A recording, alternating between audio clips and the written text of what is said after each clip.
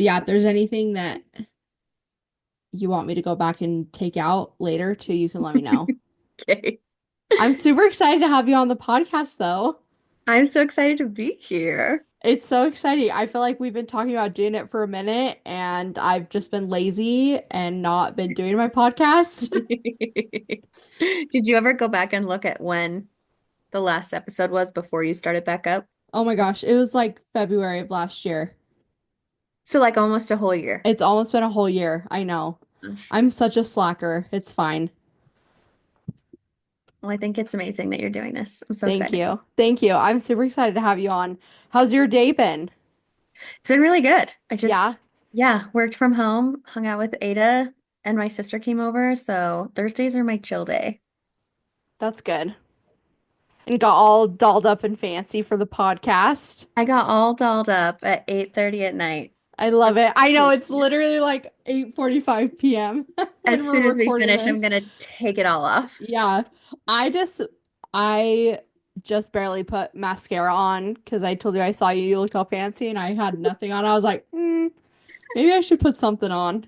Maybe a little mascara. You look amazing. Thank you. I'm used to recording these just by myself in my room. Hmm. And I've like recorded them in my bed, like just laying horizontal before and recorded these when I felt so lazy. I've never done a video recording ever. So this is my first time. I'm super excited. Yeah, We're gonna see how it goes, gonna be great. but it's gonna be great. Well, yes, welcome to Absolutely Me, Savannah. I'm super excited to have you. Do you want to do like a little brief introduction of yourself? We're gonna get into like more of getting to know you, but do you just want to introduce yourself? Yeah. Well, my name is Savannah. My maiden name is Weaver, and my married name is Stewart. And I met you actually through my husband. You guys went to high school together. His name is Quinn. Um, Shout out Quinn. Shout out to Quinn. So many shout outs to Quinn. Um, so yeah, like I kind of feel like I should introduce myself almost in the way that I know you, but we're the same age. We're 28. I have a little girl. Her name is Ada. She is 1.5, 20 months, if you like to know the months. Um, That's crazy that she is almost 2 years old. yeah. Ooh, I can't think about how I have 4 more months and then she's 2. That's Yeah, not, that's crazy. yeah. Anyway, Just don't but think about it. It's okay. yeah, well, she says so many words now too. Like she's like a whole person. Mm-hmm. And like sentences. Anyway, she's crazy. But yeah, I don't know. I'm the oldest child. That probably shows. I have a younger brother and a younger sister. And I live really close to my family. I'm really glad I do. They help me a lot with Ada. And yeah, and I'm sure we'll talk more. So No, I love it. Yeah, I love that introduction. I really wanted to have Savannah on the podcast for a lot of reasons, but her and I have been friends now for, I don't know, when did you and Quinn start dating? the beginning of 2019. So this is like the beginning of our 6th year of friendship, I Okay. think. Yeah, that sounds about right. Yeah, so I don't know if you've heard, but if you're friends with somebody for I think it's 7 years and more, you're basically Yes. stuck with them for life. So we're almost there. We're getting so We're close. getting so close. You're just gonna be stuck with me forever. I love it. Say less. But it's good. I'm excited about it. I first met Savannah through my friend Quinn, who is her husband now. And at the time, I was super excited to have her start hanging out with us because I was like, I had all these guy friends and they kept bringing all these girls around that they were dating that were frankly kind of losers and stupid. And that's kind of maybe a little harsh. But then Savannah came around and she was so cool and so normal and so fun. And I was like, finally, a girl that I could be friends with and who is normal. And I feel like we hit it off pretty fast Oh being yeah. friends. I remember meeting you the first day that I met you and was so excited because I knew that you and I would get along really good. Yeah. Well, and like I was the girlfriend of your friend group who like stuck around. Like, you know. Yeah, you were the only one that stuck around. All of the other guys in our friend group we've all kind of cycled through people, and now Yeah. we have people are more stable, and you're married, and some of our other friends are married or in serious have been in serious relationships. Yeah. So it's more solidified now, but you were the first one that I was very excited about because you were sticking around and you were fun and we had a great time. And we've been friends, yeah, for like 6 years now. So I've been Yeah. excited to have her on because she is one of my closest friends and has really seen me through a lot of issues that I've gone through and I feel like we've gone through a lot together in our 6 years of friendship Yeah. and have gotten to know each other pretty well, I feel like. Yeah. Oh, absolutely. Yeah. And I think a big reason I wanted to have Savannah on the podcast too is because she is a lot like me and the oldest child. And her and I feel like are very similar people in Hmm. just the way that we see the world and the way that we view life. And I feel like we've gone through some similar struggles and we have had some similar kind of crossing over things where we've been able to relate to each other on a lot of things. And even though we are very different people, we do get along really well and we have a lot of the same viewpoints. And she has a really awesome life story and has also gone through a lot of stuff and has a lot of wisdom to share. So I basically just want to go through and talk about like your life growing up, your family, and then also like marriage and becoming a mom and almost having a 2-year old and what that is like. And Yeah. then we also really wanted to talk about friendship breakups and like female friendships Hmm. because both of us have had some similar friendship issues and we've had friendship conflict between the two of us of things Right. that we've had to work through and get through. Yeah. So, where I feel like we're going to cover a lot today, which is good. Tonight, I should stop saying today. It's literally 9 p.m. We're going to cover a lot during this podcast. And then we're going straight to bed. Yes, then we're going straight to bed.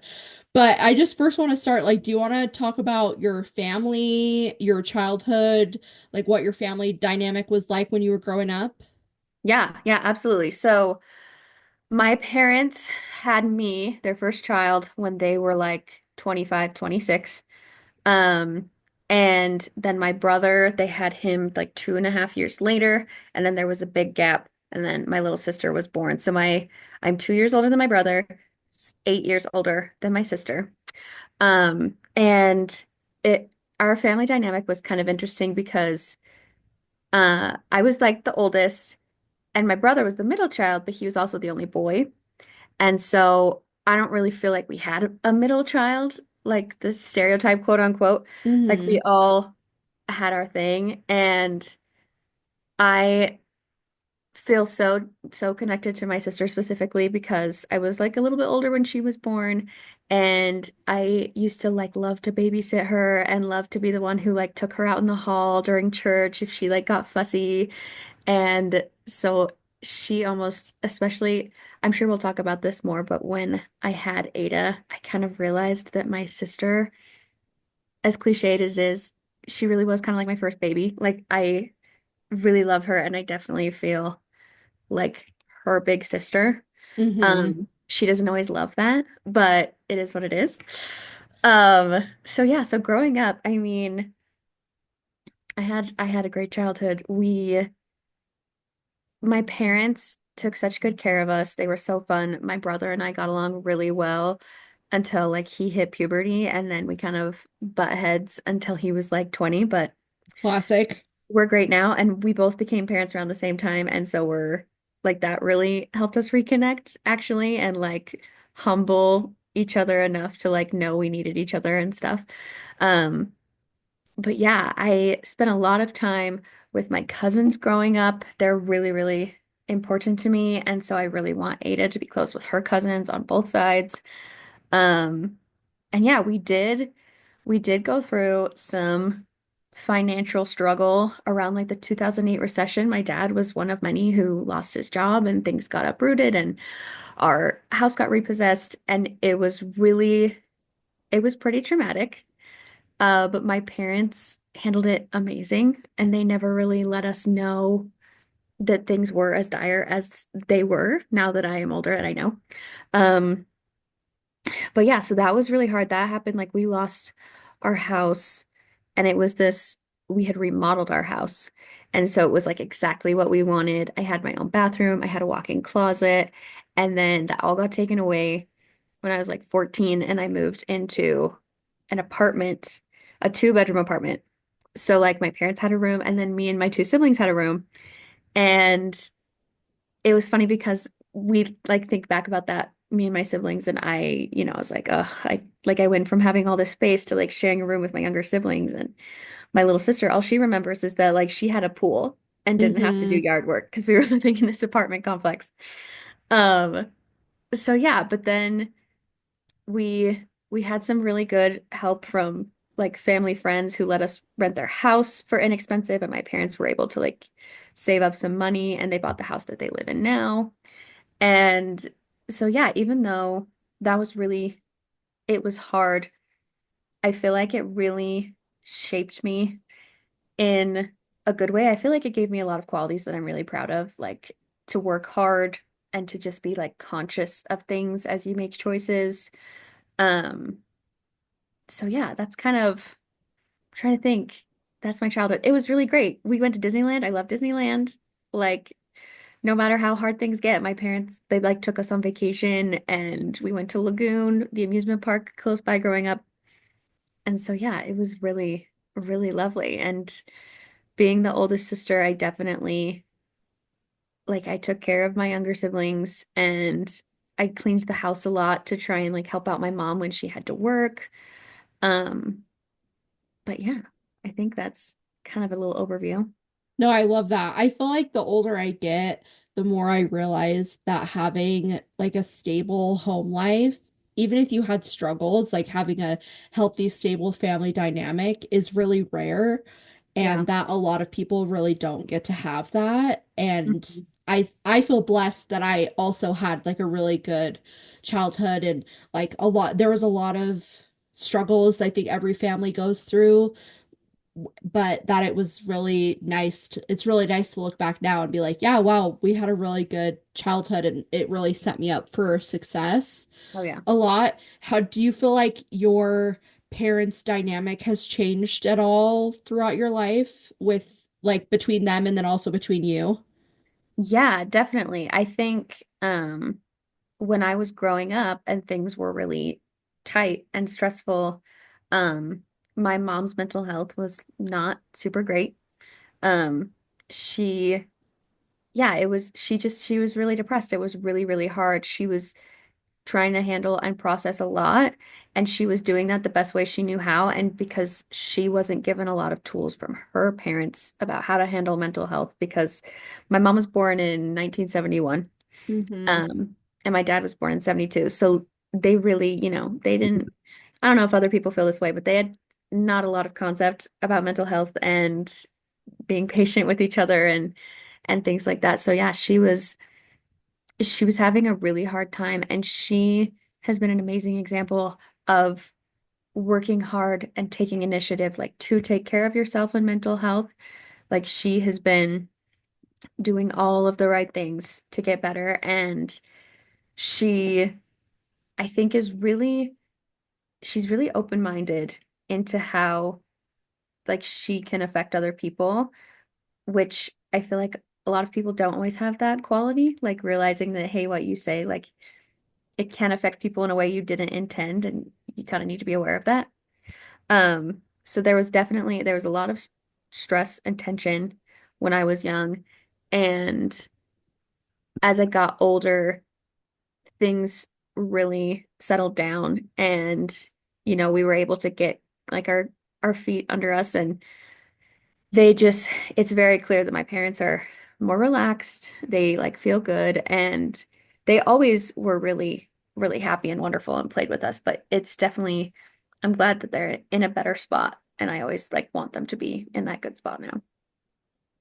I love that. That's great. I'm glad that I've witnessed, since we're such good friends, I've witnessed your relationship with your family, and I know that you guys are just so close knit, and even through a lot of struggles that you guys have had or family conflict, like it's great that you guys have been able to stay so close and that your relationship has really been able to thrive amidst a lot of that chaos. And because, like I said, I feel like a lot of people don't get to have that where even if they do have like a family at home, Hmm. there can be a lot of conflict, a lot of struggle that isn't healthy and isn't supportive. It's not a supportive environment. Hmm. And I think it is really important to have good family dynamic, healthy dynamic to set you up for a healthy, good, secure life. Hmm. And I I know that my parents' relationship has really affected the way that I have chosen relationships Hmm. or ideal. I mean, I guess I can't say always because I've been in some pretty terrible relationships. But currently, like the relationship that I wanted was really dictated based off of the relationship I saw in my parents. And you and Quinn have an amazing relationship and are one of the most like stable relationships that I see. And I look around at like all my friends. I'm like, oh yeah, Quinn and Savannah are doing really good. And I we won't make you get into, we don't have to like put Quinn throw Quinn under the bus here at all. But what do you feel like has been the most surprising part of marriage for you? The most surprising part. Well, no matter, I mean, I don't have a ton of experience dating because I got married when I was 23. And like my adult dating, I didn't really have a solid boyfriend before Quinn. Like I had a boyfriend in high school, and then I had like two situationships that I kind of count as like them as exes. So I Mm-hmm. don't have a ton of like dating experience really, but with Quinn, we dated for a year, and being 23 and having been together for a year, you're like, yeah, I know you. I know what's up. And then you like live together. And I feel like we still are learning about each other because we're like changing, like what one of us thought 5 years ago, like we don't necessarily think now, just because that's what happens in life. Um, but I do, I do want to say that so Quinn and I were both virgins when we got married. Mm-hmm. And growing up the way that I grew up, I like knew I liked boys. I knew I wanted to kiss them. I knew I wanted to make out and all that stuff. And um I was kind of told that I was going to be like every guy's dream because I liked all that physical stuff. And then I got married, and he was not like we weren't on the same page all the time because like that Mm-hmm. happens. And it was the biggest shock. And I really am only saying that because I wonder if that's happened to other people. And I think it should be something that's talked about more because I went into being married thinking, oh my gosh, I'm every man's dream. We're gonna have sex every day. It's gonna be amazing. And then it just wasn't that way. And it was something that we had to work on. And yeah, it was that like threw me through a loop. And that was definitely the first big hurdle. And like it made the first year of our marriage like not necessarily honeymoony like I thought it was gonna be. Yeah, how do you feel like that's affected you going like having that struggle? Well, I feel really, really grateful that Quinn is the only person that I have been sexually intimate with. I feel like that's what I needed in my life. And honestly, those circumstances kind of came to be. I just got lucky. Like I got lucky that I found him and that things didn't escalate with other people when they could have. And um, but I forgot the question.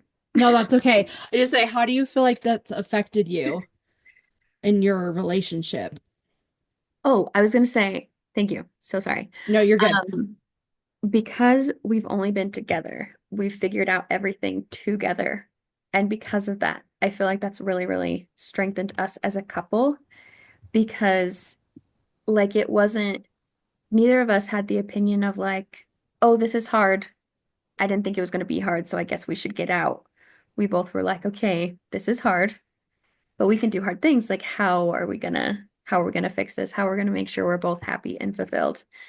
Um, and so yeah, it really only brought us closer. It made us better communicators. It taught us patience. Um, and I remember talking to my therapist about all of it, and she was saying, like, Savannah, like, you have the rest of your life to have sex, and like the rest of your life to have sex with Quinn. And neither of your sex drives are going to be the same throughout your life. Like it's going to go up, it's going to go down, and like you're going to be inverted and not the same. And you'll connect at the same time sometimes, but it's going to be all over the place. And like she said, like, while it's a really important part of marriage, it's not the only part. And it's not something you just have to let happen to you. Like you work on it. And Mm-hmm. I am lucky enough to have a husband who wants to work on things and has a growth mindset and, wants to be with me even when it's not easy. Mm-hmm. So I think that it was important for our relationship to struggle. And we're still, there's always going to be hard times. We're really, really wonderful right now. We're obsessed with each other. It's kind of gross how obsessed with each other we are, Not um, gross, it's lovely. but yeah, it's, it taught me it taught me really like what I wanted in a relationship and what I deserved was someone who was choosing me every day, not just a few years ago when we got married. Yeah, I love that like you guys are in such a good place together right now. And I do know you and I have had like individual conversations about this. And I do feel like this is something that I hadn't really ever heard anybody talk about until our like girlfriends have gotten together and we've like talked about sex and we've talked about, different things. And I think it's a lot more of a common struggle than people really talk about. So I appreciate you bringing it up because I know it's like a vulnerable topic to talk about and it is hard to think about like I for me with sex and if you are related to me or Savannah and not our friends.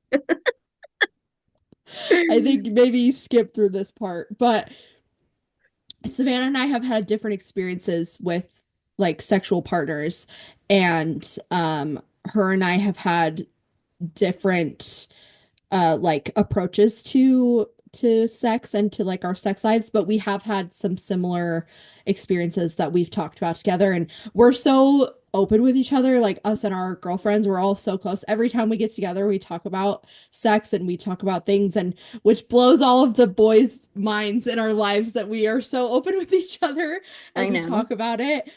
But I feel like for me, I have always been a little averse to hard conversations, and it's taken me a lot of practice to be able to talk about things that are more vulnerable for me. Do you Mhm. feel like you have always been good at like hard conversations, or is that something you've had to grow into? Definitely not a skill I was born with. I feel like I I had to be taught and I had to learn. And I feel like if I had to pick out like a few people who have helped me, it would be like my therapist that I've seen the same therapist for almost 10 years now, and she's really, really wonderful. She's been with me through everything. My therapist, Quinn, and my best friend Savannah. Her name is also Savannah. I'm not talking about myself in third person. Um, but I was thinking as you were saying that something really amazing that I've learned that I think is just important as having hard conversations is knowing when to pause them or when to not have them. I remember when Savannah and I were living together and we were 19, um, I would ask her about kind of like a heated topic, like, hey, like what's going on with this? What's going on? And she'd be like, I don't want to talk about that.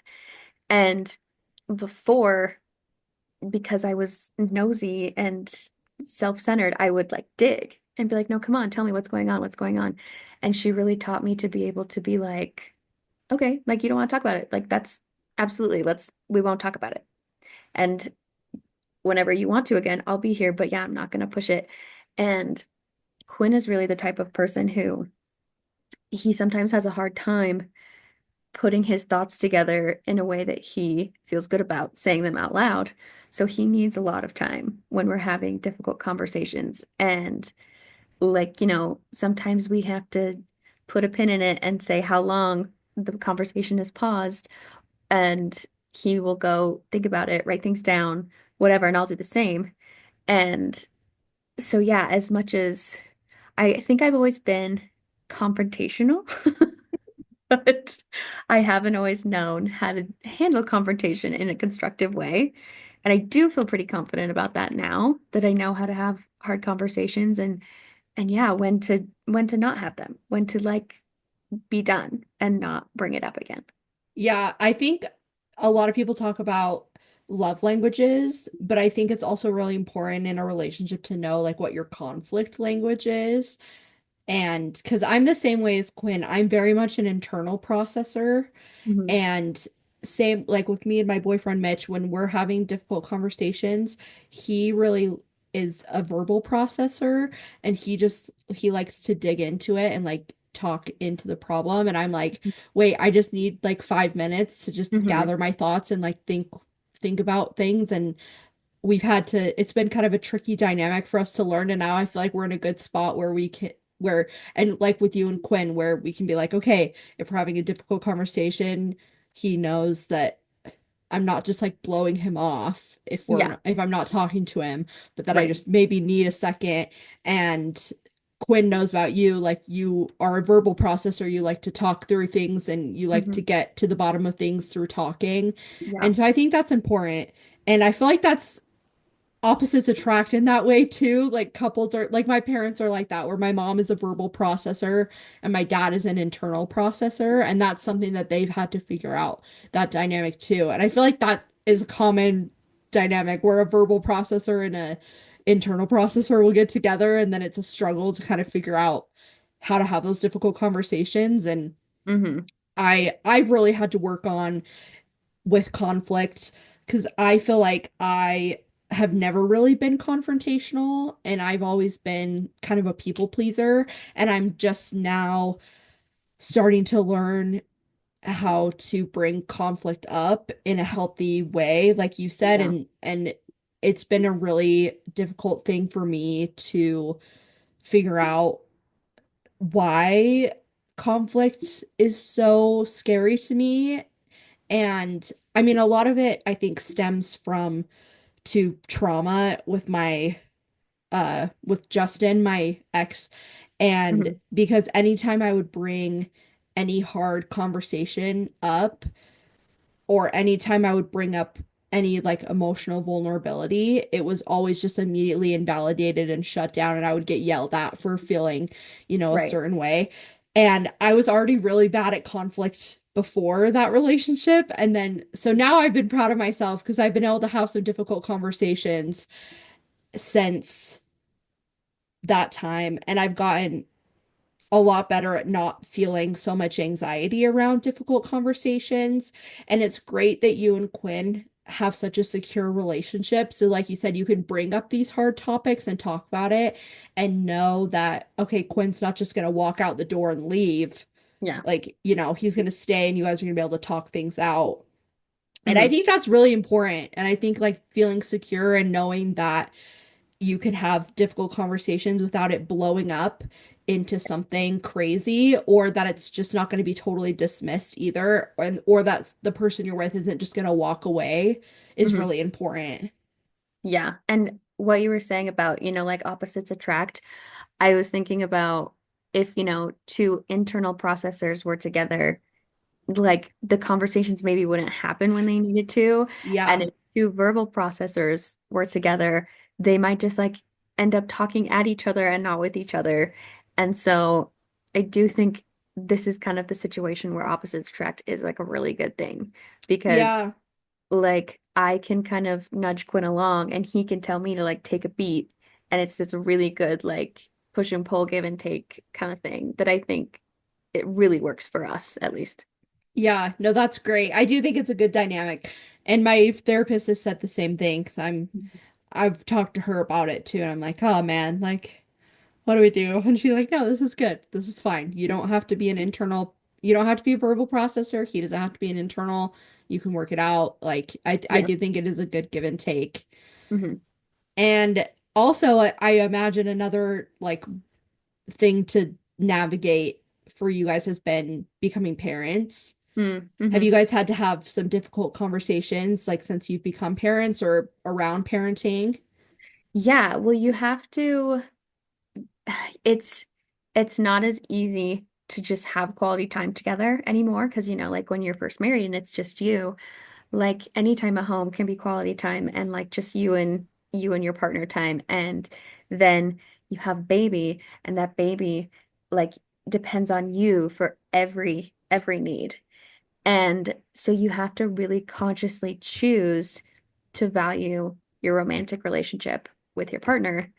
And it can be really tricky, but I think for us, ultimately prioritizing like Quinn and I's relationship makes us better parents because we're not harboring resentment for each other. We know that we're on the same team. We know we want the same things.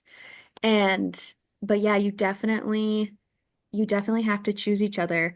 And not everybody thinks about that because you think, oh, I have this baby, I need to choose this baby all the time. And you do, but you can choose your spouse too. And that's definitely been something that fortunately came pretty easy to Quinn and I. Like as we became parents, we just like knew that we still wanted to spend time just the two of us, or we got really comfortable integrating Ada into our time together. And, when she was little, it really didn't make that big of a difference. Um, as far as, like parenting things, and if we've had to talk about that, there hasn't been too much because we've only been parents for a year and a half, but we definitely talk about the future, and you have to really put yourself in the other person's shoes. I remember when we were dating, we had a conversation and I asked him, like when we have kids, if one of our kids comes to you and is like tells you something and says, "But don't tell mom." Like, are you gonna tell me? And he was like, "No." I'm like, "Excuse me?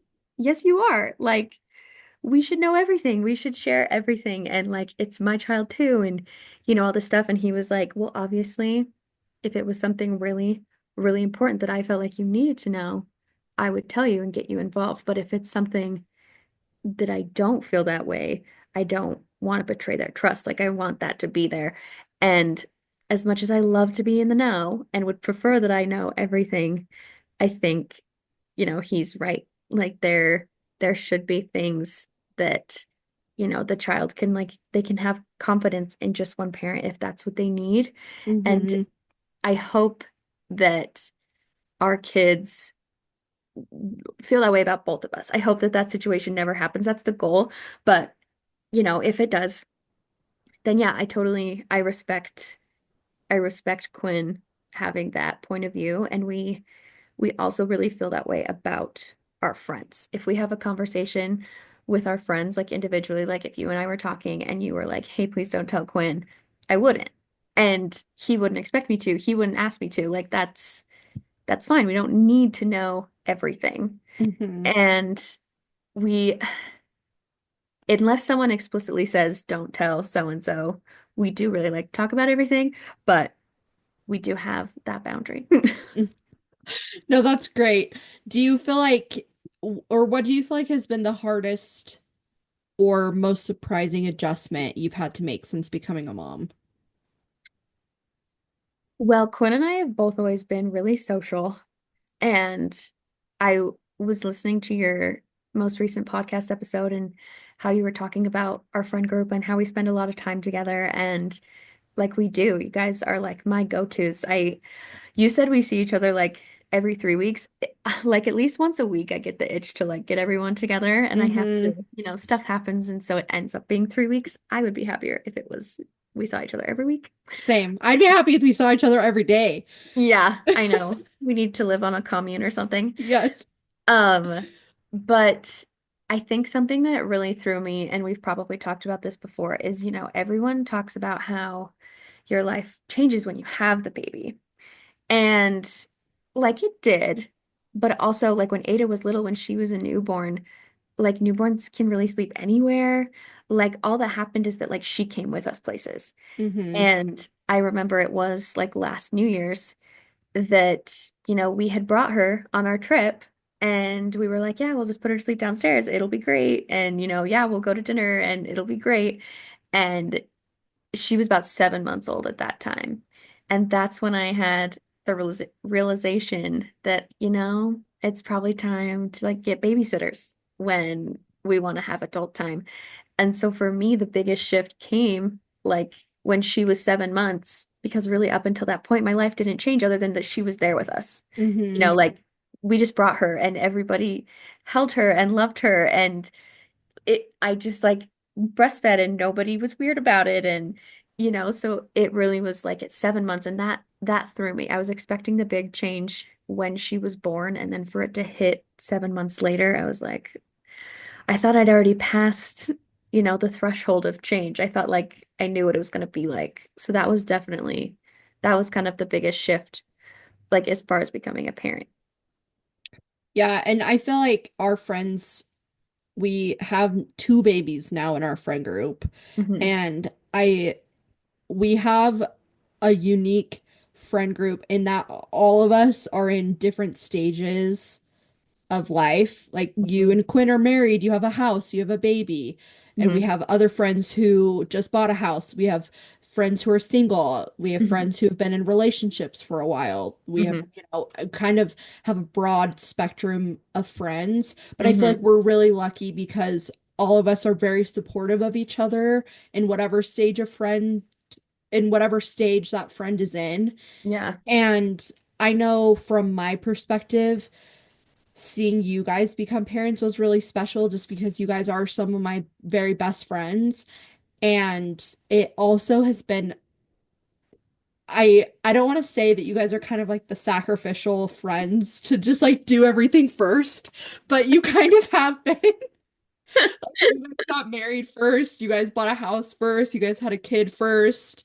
And from my end, it's been really awesome, like watching you guys navigate that and like learn how to be parents and how to be friends. And for us, it doesn't really feel like much has changed too, other than you do have Ada, and we have to sometimes make different accommodations than we did before for the babies in our friend group, but that it Hmm. hasn't been really detrimental to our friends or to our friendship as much as Right. I think it could have been. Oh yeah. And I feel like I feel really lucky that that has been the case. And I know that you and I have talked about how important that was for you and Quinn to like make sure that you guys were still showing up, Hmm. even with your family and all of your guys' friends that you have.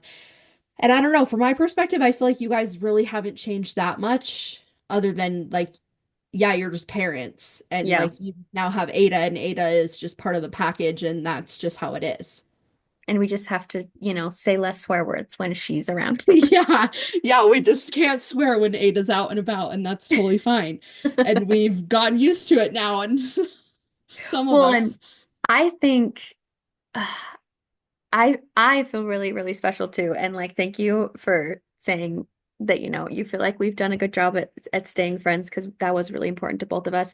Even like, sometimes people just get married and they like fall off the face of the earth with their friends. And we were like, no, no, no, no, no, no, no, not for us, not interested. Um, but I feel like our group is such that I really felt like allowed the space to figure things out and to be a mom and still myself. Like no one like wrote me off because I had a baby. Like I didn't get invited to things less. Um, like that was a big deal. I feel like you guys too, you didn't treat me differently or you didn't treat Quinn differently. And I mean, all of you have babysat Ada at some point or another. So it's also amazing that I just like you guys are just part of my village and our village and yeah, I feel like it's definitely a two-way road that we like helped that transition go. as seamlessly as it did because we Hmm. both were like, yeah, we're here for it. Hmm. And you and I have both had some pretty major friendship struggles just on our own, like with friends, and then Mhm. also between the two of us, we've had some friendship struggles as well. Mhm. And I don't even know if struggles is the right word for it. I don't know what word you would say. It was a struggle. Yeah, I mean, struggle. Yeah, I think that's great. Yeah, and if this is your guys' first time listening to the podcast or you don't really know a lot of like my background. I've talked about this on episodes before, but I was in a super abusive marriage and I part of the abuse was getting cut off from friends and family and I was forced to cut off a lot of people in my life and been I was given the choice between basically it was like him or everyone else in my life and I was trying to make the best out of a situation I didn't really know how to handle and I did cut a lot of people out and that's something that I really regretted and something that has really like been really hard for me to get over as part of the abuse that I went through was realizing the impact that I had on the people around me and the relationships that I've had. And luckily, Savannah and I, this isn't the first conversation that we've had about this. No, no. No, we've had lots of conversations about this, which has been good. And her and I are in a really good place right now. So don't worry, we're not going to get on here and hash out all of our No, no. It's been all of our hashed. drama because we've hashed it out. It's been a few years now, and I feel like we're in a really good place. I agree. But do you just want to talk about like your friendship? I don't know. Do you want to talk about you and I's friendship first or like Yeah. friendship in general? Yeah, no, I think let's talk about me and you because this is your podcast. All right. Um, and Well, I was thinking about that all today as I knew we were going to talk tonight. mm-hmm. Um, so I guess I'll just kind of tell my side of things. So I came into this really awesome friend group that I met through my husband, right? And it was like the boys and me and Abby. And Mm-hmm. so we got really, really close. And then like you were dating and you started dating this guy and and we were hearing about him, but we weren't meeting him, which is always kind of like a flag in my mind personally. Um, and I remember the first time I knew something was really wrong, you like called me because we were all gonna go to a cabin. It was me, Quinn, two of our guy friends, and Abby, and we were all gonna go to a cabin. And at the last second, you called me or texted me and said, "Hey, I can't go. Like Justin doesn't want me like around the guys, yada yada. He's very Mm-hmm. active or defensive." And I remember, I think you did, you texted me, and so I called you. And I was like, "Hey, tell me more about what's going on." And as you explained the situation, I tried so kindly but firmly to be like, "This isn't normal. Like Mm-hmm.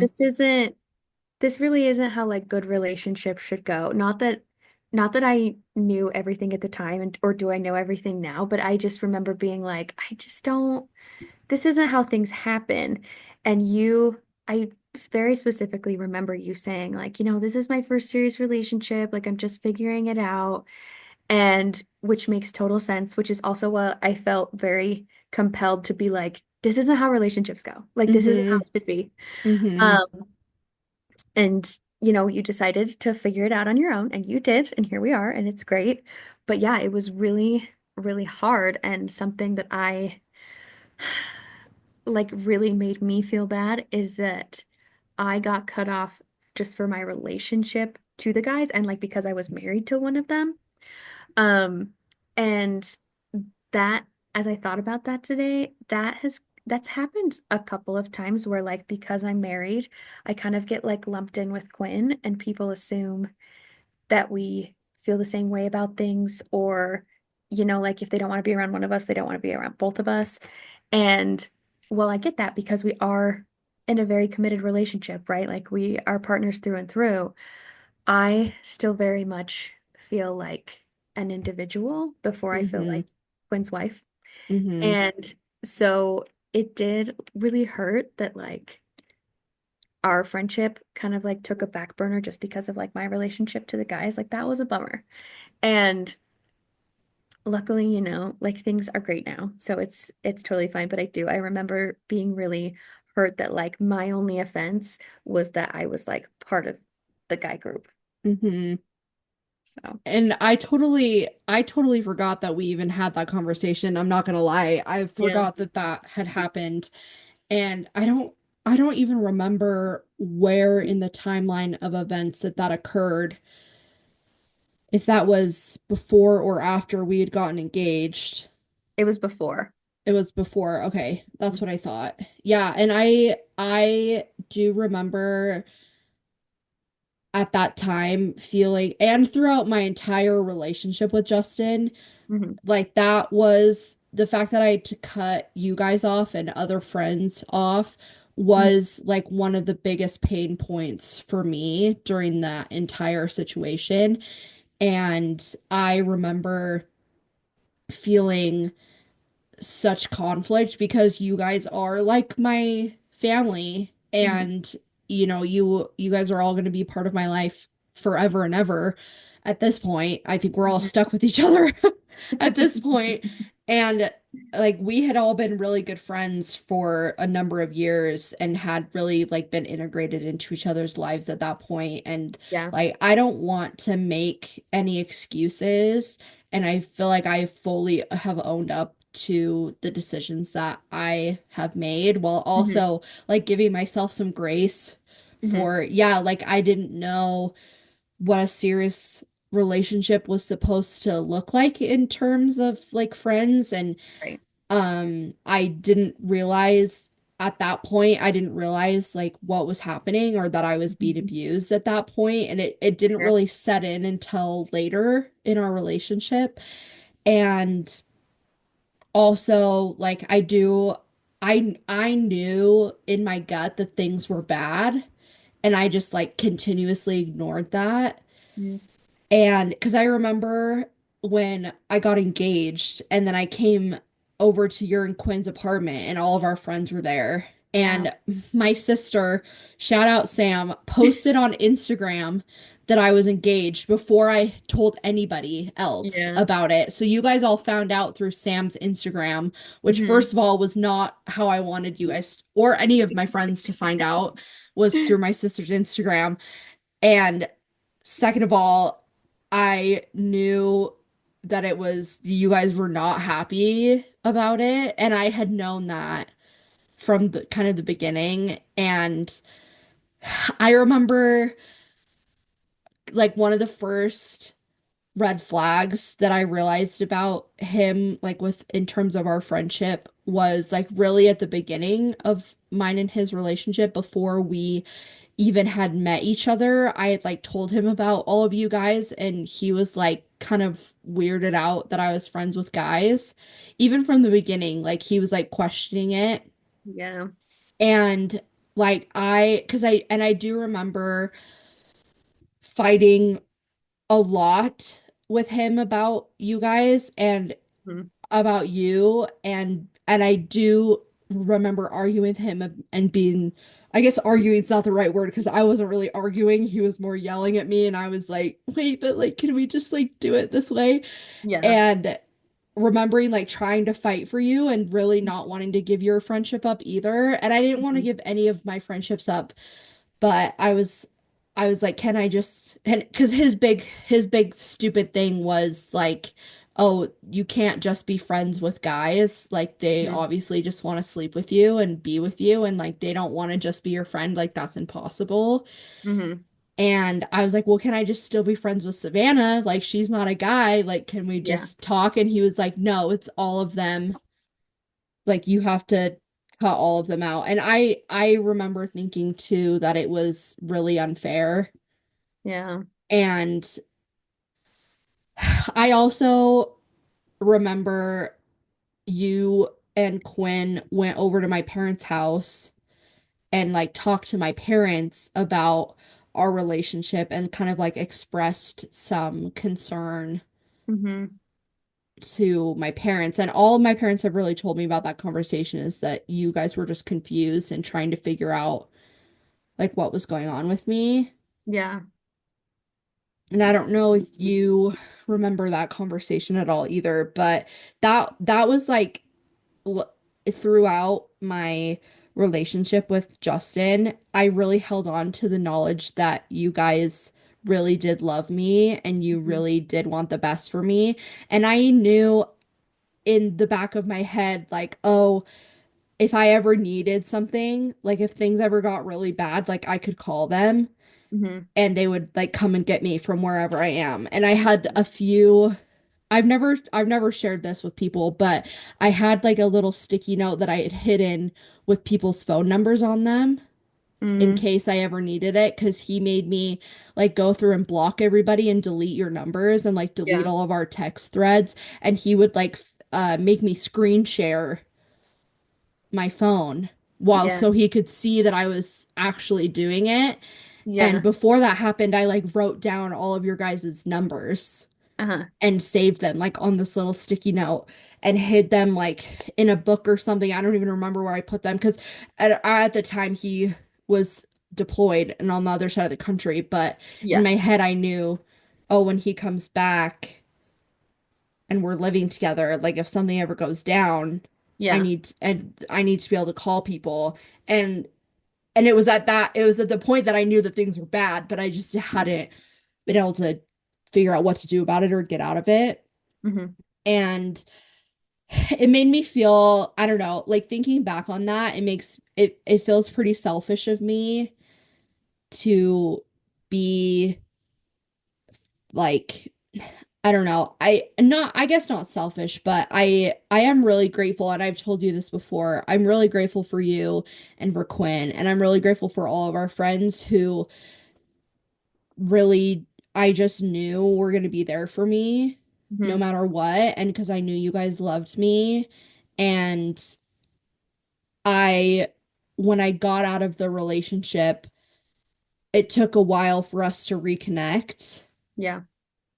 which made sense. And I knew in my heart, I was like, I'm probably never gonna be friends with these people ever again. Like, if they don't ever want to be friends with me, like that is totally valid. And I know that I hurt a lot of people and I did a lot of things during that relationship that I'm not proud of. And it took a while for everybody to kind of accept me back into the fold. And Mhm. I know because you specifically have had a lot of issues with friends too and like some friendship breakups that have been pretty brutal for you Yeah. that are like I know our relationship took a little bit longer to come back to where it is now because I did break a lot of trust with you Right. and with all of our friends.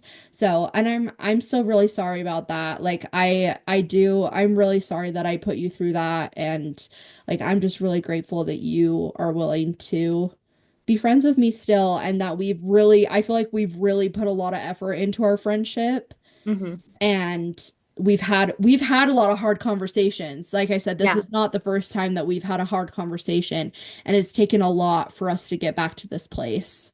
Yeah. Well, and okay, there's a lot I want to say. I do want to Yeah, talk do about it. when I talk to your parents. Because, like so first you like stopped coming to things, and then you like blocked the guy's numbers and said you could only text me.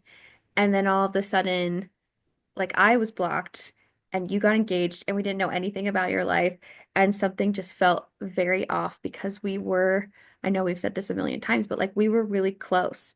Like it was like, I feel like we all have like our families. And then like right below that, like maybe like half a step is like our friend group. Yeah. And we're just really close and really supportive. And so when all of a sudden it was like you weren't talking to anybody and like nobody even knew what was going on with you, we got really concerned and we tried to do what we could on our own. Like I don't know if you remember, but like Quinn wrote you a letter and we came and we like brought it to your house. Um, because he just like wanted you to know, like, hey, I'm here, I'm thinking about you, and we didn't know how else to contact you because like you had blocked our numbers and stuff. Mm-hmm. Um, And then, when we still weren't hearing from you, we were like, okay, I think it was me. I was like, I really feel like we need to go talk to her parents because as good of a relationship as you have with your parents, sometimes they don't always, they're not experiencing the same things that like your friends are experiencing, but that Mm-hmm. insight might be really helpful for them. And so we went and we talked to your parents, and it was just very much like, I'm trying to think of even how I got your mom's number. I honestly can't remember. Maybe Riley gave it to me, or I'm not sure. But we went over and we just were like, we're really, really worried and we're really Mm-hmm. scared and we feel like something's wrong and we don't feel like we can help that much. But like, you're her parents, she's your daughter. Like, if anyone can do something, like it's you. And so it was almost like, not, I don't want to say like pass the baton because like we weren't out of it, but we were like, we can't reach her. Like, so can you please reach her the rest of the way and like let us know how things are because like we love her. Mm-hmm. Um, and it did hit a point where I had to step back from it because you kind of, the nature of your relationship that was incredibly abusive is like you would get out of it for a minute and then you would get pulled back in. And like that happened a couple of times. And I can't imagine what that was like for you. I'm sure it was incredibly, incredibly difficult. And that whiplash, it was hard, like for us too, because like we thought, Mm-hmm. oh gosh, like she's back, things are better. And then like our numbers would be blocked again. Mm-hmm. And it happened a couple of times. And I think I think I lost my patience pretty like more sooner than anyone else. Like Quinn was still like, stuff's going on. We got to be patient. We got to be there for her. Like it's going to be okay. And I was just really hurt. And but that's another reason I'm like so grateful for Quinn is that he like sees things that I don't. And we kind of went through this period where we're like, okay, there's nothing really that we can do. And we really hope things are okay. And then you reach back out to us when things were really done and you were away from Justin and you were living back at home and your parents were there. And I feel like you probably remember this better than I do, but we all kind of resolved our issues with you like one at a time. Like we all like Mm-hmm. took us like a little bit longer. And like I think Spencer and you kind of reconnected first from what I Mm-hmm. remember. And then I remember doing things with our group and I just had this feeling of like this is really fun, but like something's missing. And it took me longer than I would like to admit that like what was missing was you. And like I hit a point where I couldn't deny that anymore.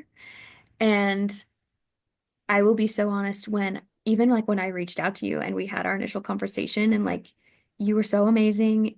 Like, you apologized, you took accountability, you handled it so, so well. I wasn't like I knew we were still friends, but I wasn't sure if we were ever gonna like be what we were before. I almost kind of Mm-hmm. was like, that's probably gone, but like at the very least, we can do things in a group setting. And I want to say that was 2 years ago now. Mm-hmm.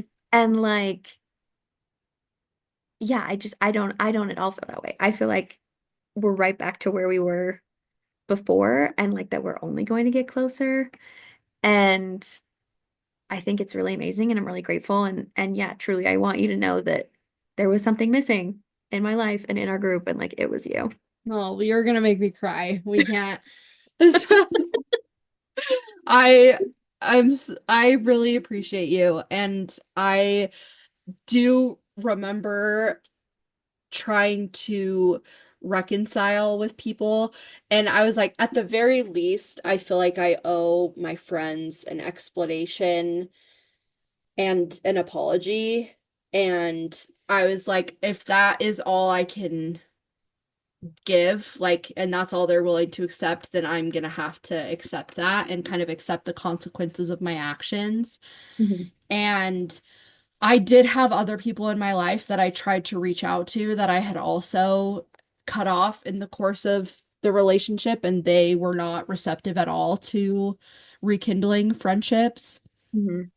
or rekindling relationships. And I just kind of expected that from everybody in my life. And so I do feel lucky that because I had been friends with you guys before this had all gone down, that you guys recognized that I was really acting so out of character and that it was so unlike me because you guys have been so important to me for so long and that I feel like you guys knew that you were important to me. And Yeah. that's also why I'm sure it was so confusing because it devolved very quickly. Like from the time I met him to the time that I like cut everybody off was like 3 or 4 months. Like It was quick. it was really, really quick. And it went from us like hanging out constantly, texting constantly, like all of us getting together all the time. And then yeah, I just really just dropped off the face of the planet. Hmm. And I confuse a lot of people, not just you guys, I confuse a lot of people. And like I think it I don't know what it's like to be friends with somebody who's in an abusive relationship. All I know is what it's like to be in the abusive relationship and see how my friends handled it. And I feel like you guys all handled it really well. And especially with like reconnecting, I felt really lucky that we were able to have like a really mature conversation. Hmm. And I remember you and me and Quinn meeting up at Buffalo Wild Wings, and I hadn't seen you guys or talked to you guys in a really long time. Yeah. And you guys like told me that you were pregnant, and I cried, and I was just so sad that I had missed out on so much of our relationship. And in the grand scheme of things now, I think this will just be like a little blip in the like relationship, and I am glad that we are able to be back to the place that we were. And I think even better and like getting even closer and having like so many more memories and just getting better and better. Hmm. And it felt like losing friends felt worse than a breakup was. Like, I feel like Yes. I don't know if you feel this way. I feel like friendship breakups have been worse than any like relationship breakup I've ever had. Well, I feel like it kind of goes without saying that when you get into a romantic relationship, like that it might end. Like Hmm. I feel like that's kind of how the world views those types of relationships, but nobody ever talks about like you have a friend who you consider your best friend, and then all of the sudden, like you don't talk at all.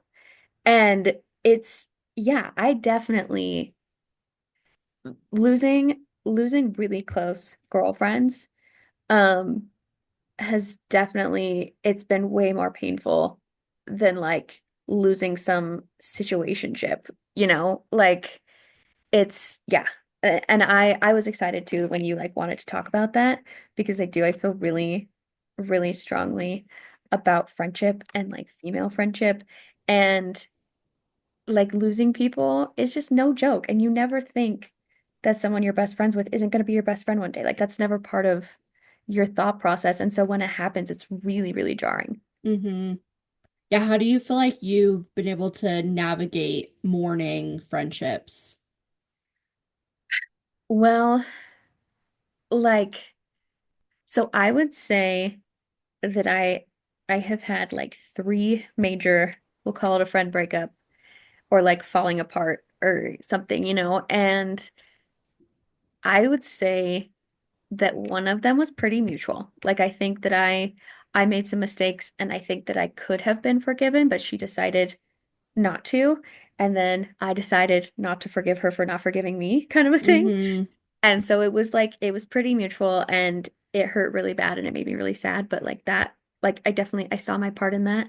The other two, I feel like were pretty one-sided. It was like the other person just decided they were done being friends with me. Um, and that sucks, but those were a little, I don't know, those were easier and harder to deal with because in the one that was mutual, like it was easier for me to understand why things fell apart. Yeah, Like, yeah, it felt more like closure. yeah, like I was like, yeah, I made a mistake. It really hurt you. You can't get over it. I think it's pretty silly that you can't get over this thing that I consider small, but it's not to you. And Hmm. so we're just gonna go our separate ways. And like, that's really sad, but it is what it is. And like specifically one of these friendships that I'm talking about, it was someone I was really, really close to senior year. Like I would have called her my best friend. And I seriously dropped her off from the all night party, like the senior all night party right after graduation. And like our relationship just was never the same. Like she just like stopped texting me back, stopped wanting to hang out. And so in a way, like it's easier because I can like put the blame on the other person and be like, you decided we weren't friends anymore. Like Hmm. you decided that I did everything I could. And so it's easy in the sense that you can like, well, you decided, but it's harder because you constantly are like, what did I do to like make them decide they didn't need me anymore or want me, not even need. Like, they just decided they didn't want me in their life. And so all of those pieces and analyzing and like having that be a reason you self-reflect on like what kind of a friend you are and why that happened is really hard and beneficial. And I definitely feel lucky enough that I was able to get through it because A, when a lot of those happened, I had Quinn. So, like I had my person and two, I would always remember like the friends I haven't lost and the friends who treat me really well. And like also throwback to my cousins, I have whenever things have been weird with anyone, I'm like, you know what? It doesn't really matter because I have my cousins. Like, Hmm. that's really all I need. I'll be okay. And so I think, it's easy to fixate on losing someone, and it is really, really hard. But reminding yourself, like, A, you did everything you could, and B, you have all these wonderful people still to support you. Like, don't focus your energy on that person who decided they didn't want you around anymore. Like, pick the people who do want you around. And that was definitely what helped me the most. Yeah, I feel like you are a really good example. Like I said at the beginning, you're very strong, you're very resilient, like you've been through a lot of stuff in your life. And like, I just feel really grateful to have you as somebody I can come to on advice and somebody who's gone through a lot of things and it has a really strong head on your shoulders and who is very well versed in these kind of harder conversations. And I feel like you and I have really been able to navigate a lot of tough things together. And I am sad that both of us have had some hard, tough, like friendship things.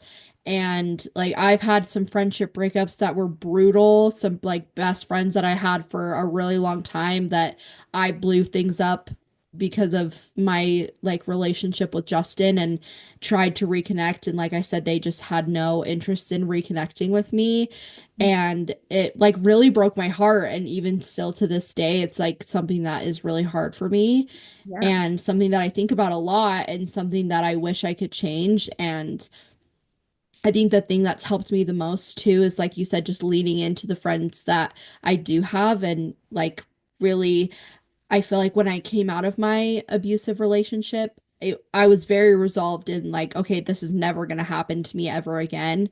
Like, I'm not ever going to get myself in this situation, but also I'm not ever going to date anybody or be with anybody that puts limits on my friendships or Mhm. is jealous of my friendships or who has any sort of negative feelings about my friendships because I was so on the other extreme of that.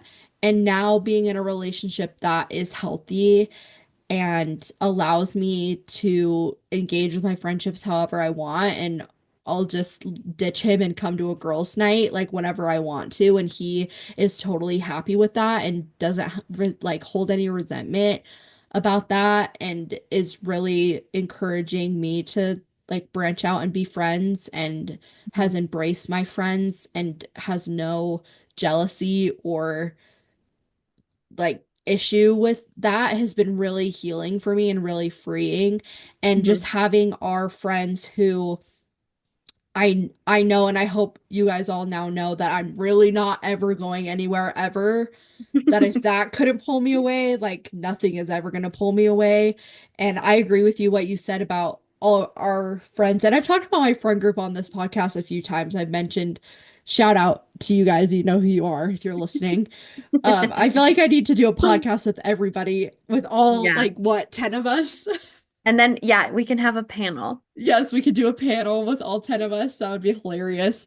But I really do feel like, yeah, our families are here and then our friend group is like boop, like Yeah. just right there. And Right. all of us are lucky because all of us do have really good family relationships too. And we've joked that we all need to live on a commune that all of us can like be in the middle and then we're on our also our own commune with our own families and that they Yep. just branch out into our backyard Like a family tree. like a family tree. Yeah. And I just feel grateful to have secure friends and secure friendships. And it's been really a journey of all of us getting here. And it's so funny that all of us are such good friends because we are all such different people. Yeah. And a lot of us met in high school. And Hmm. then we've kind of like solidified our friend group from high school where we had like some loose connections with each other. And then now, like with Savannah marrying Quinn and becoming like an integrated OG member of the friend group, and like our other friends getting married and bringing people in. And we've Hmm. kind of solidified our friend group at this point. Yeah. And it has just been so freeing and so fun to see all of us together and to see how like a community of friends is so important. And I do feel like you said you guys are very much a part of my village and a part of my community. And I want to see you guys more than I want to see anybody else. Like you guys in Yeah. my family, I'm like, I'll just hang out with them. I don't Yeah. need anybody else. And Mitch, my boyfriend, Yeah. who's Well, he counts as in both of those he groups. counts in both. Yeah, he's in there. He's stuck with me too at this point. Yeah. But I think I have learned a lot about friendship over the last few years. And now being 28, I feel like the friends that I want in my life are what we have, which is relatively low drama, Hmm. relatively low maintenance friendships Uh-huh. where we can all, everybody, I mean, all of us are like I said, having babies, having buying houses, Going we to all have school. going to school, having full-time jobs, like Yeah. having family stuff that's been going on. And we all are kind of low maintenance in the fact that we can just be there for each other in the ways that we can, and that none of us really need full-time attention. Yeah. And we've all kind of settled into our friendship. And that adult friendships are hard, Hmm. are really hard. And so I just feel really blessed to have you in my life, especially too.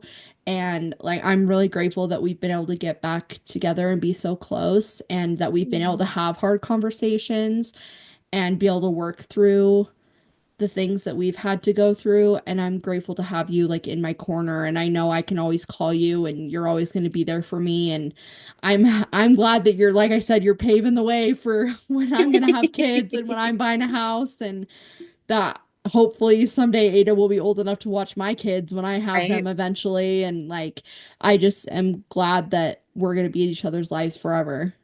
Yeah. No, and what's amazing is that we all feel that way. I think all of Hmm. us are like, okay, like this is locked in. Like everybody gear up.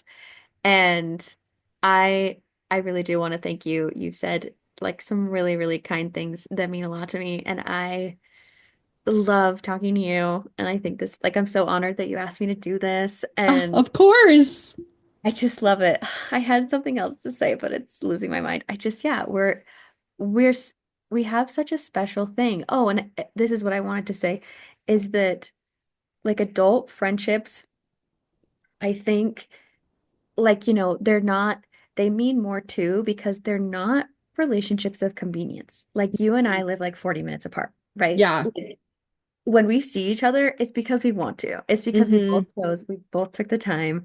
And yeah, like our little friend group ranges from like Lehigh to Syracuse, which is like easily over an hour between those two endpoints. And we still like yeah, we can't like go to lunch every Tuesday, but we're always together for the big stuff, like every birthday, every holiday. And so, yeah, I was thinking about that, how like adult friendships are hard, but they're almost so much more meaningful because you're not friends because of convenience. Like you're friends because you want to be. And it's Yeah. both of you want to be, you know? Yeah, and I think that's important for anybody who's listening who is trying to navigate adult friendships and who wants to kind of create more solid friend group or solid friend base. I do think it's important, like you said, to have people who want it just as bad as you do, and that there are people who want to be your friends as bad as you want to be their friends, Hmm. and that there are people who are willing to make time to see you and are who are willing to make time to put effort into the friendship. And like I said, all of us are really busy. All of us have a Hmm. lot going on in our own lives. Oh, Like yeah. all of us have stuff, but yeah, we do like make a really conscious effort to see each other and to maintain like individual friendships. Hmm. And I think if you're looking for good solid friend group or good solid friendship, like just focus on people who love you back and who don't create a sense of insecurity or competition or Hmm. drama within the group, and that you make sure that you are putting as much effort into the friendship as the other person is. And Yes. sometimes there's ebbs and flows in relationships and in friendships. Like that's totally normal where sometimes, Hmm. one person will be really going through it and you have to kind of step up for them, or vice versa, or maybe you're both doing really bad or maybe you're both doing really good, and that's Hmm. totally normal to have ebbs and flows. But I think the security of knowing that they're going to be there for you no matter what, and that you're going to be there for them no matter what.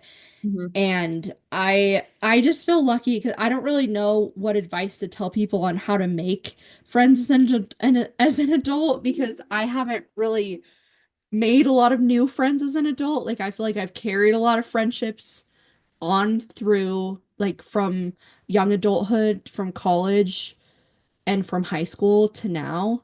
Do you have Hmm. any advice on making friends as an adult? I think like having shared interests makes it really easy. Like finding people who like to do the same hobbies and activities that you like to do is a really great place to start. And also, like I remember being in seventh grade and there was like a girl in my math class and I was like, I want to be friends with her. And I now know that I wanted to be friends with her because like she was pretty, she seemed cool, maybe she was popular. And that particular girl ended up being a great friend, but like sometimes we're drawn to people for like an aesthetic or like an idea, but you have to go for the people who like their roots are what you want and what you need. Like Mhm. not necessarily what you're seeing.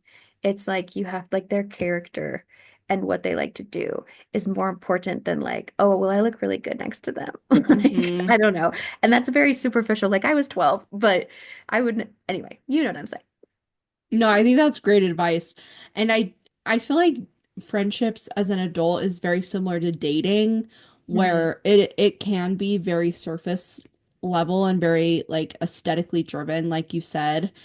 And it is funny when you look at our friend group, because looking at us, you wouldn't think that we were all as close as we are, because we are Yeah. such different people and Yeah. we do have different like we're all in different situations, but we do all share a common goal as far as what we want our lives to look like what our values are, what we all Yeah. think is important.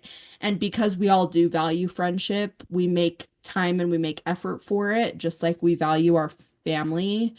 Mhm. And so I think that's great advice, is trying to find people not based on status or looks or like aesthetic reasons, but yeah, trying to find people who you share common goals with or common values and also common interests. And our friends, we just like to get together and yap. Like we Yeah. now we like we, that's what we like to do. Sometimes we'll play That's games and sometimes go we'll to play dinner. games and eat dinner and just like, but mostly we just like to sit together and yap and gossip about people we knew from high school and like what else is going on in our lives, you know? And so I think, yeah, just whatever you like to do, just getting yourself in those spaces where you can find like-minded people Yeah, and just growing that. And I do feel like since COVID, people don't really know how to socialize with each other anymore, it's which is hard also another reason I'm grateful to have been friends with you guys before that. since before that. Yeah, because we were pretty locked in even before COVID happened. Yeah. And so, yeah, I think as far as advice, go to Savannah for friendship and not me so much. It sounds like I'm still figuring it out. Savannah's got it down. No, no, Let's we're be all still honest. learning. I'm just kidding. But thank you so much, Savannah, for coming on. Is there any last pieces of wisdom or thoughts that you want to share? I just love the people that love you. That's what I want to say. I love that. Thank you so much for coming, Savannah. Thanks for This having has been me. such a good conversation. I'm so excited for people to listen to this episode. And I really think that there's a lot that people will take away from this conversation. And I'm just glad, even if nobody listens to this episode, like I'm just glad to have chronicled this conversation and be able to have it Yeah, with you and strengthen our friendship. And if you guys want to listen to it, that's great. But come also on in. this has just been a really good conversation. So you can find Savannah. Do you want to plug any places where people find you, or you don't want anybody to find you? No, I mean they can find me if they want to. I don't have any sort of presence. But yeah, just listen to the Absolutely Me podcast. No, No. thank you. Okay, well, this has been a great conversation, and I just love you, and I will see you soon, I hope. Yes, love you too. Love you.